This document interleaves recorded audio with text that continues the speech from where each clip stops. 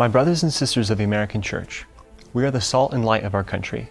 As we seek the Lord and look for revival, we must recognize, as Daniel did, that it begins with repentance, not just for our own sins, but for those of our nation. Consider now some of the evils being done on our watch.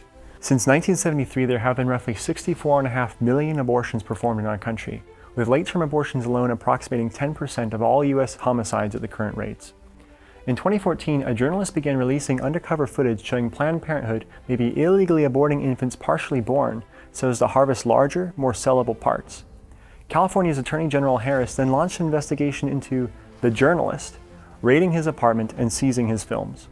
Similarly, in 2021, when the Minnesota Department of Health reported 5 cases of abortion survivors abandoned to die, Tim Walz removed the state requirements to report such cases and provide aid to these infants. Wherever you draw the line in abortion, Walz and Harris don't believe in one. And while Trump may leave abortion a state-by-state battle, Walz and Harris would enshrine it as an unfettered human right.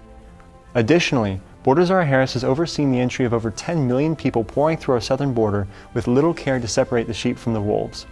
As of September, over 435,000 convicted criminals, including 13,000 murderers and 15,000 sex offenders, were roaming the U.S. undetained.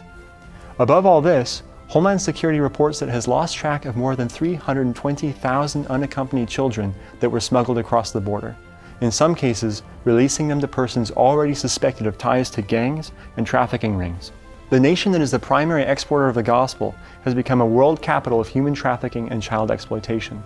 Brothers and sisters, these things ought not be so. How could God's church be still in the face of such tragedy? We cannot say we did not know, for will not he who sees our hearts judge? We must at a minimum pray and vote. How can we ask God to work in our country if we are not willing to do even the least that is in our power to do? Would we leave evil unchecked because of inconvenience or personality preference? Whom would we have fight these evils in our place? Would we leave it to secularists to champion what is good and true?